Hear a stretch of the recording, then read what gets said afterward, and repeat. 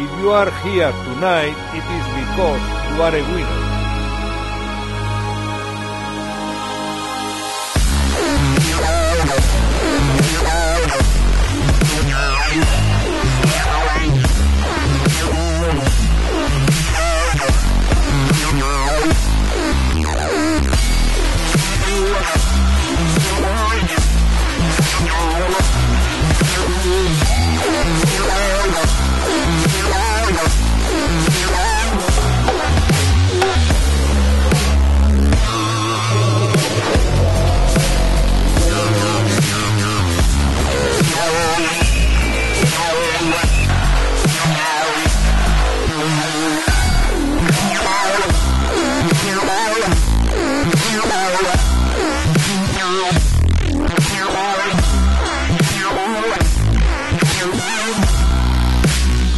Gazteok, zuek sortutako miserian murgilduta bizitzera behartu nahi gaituzue.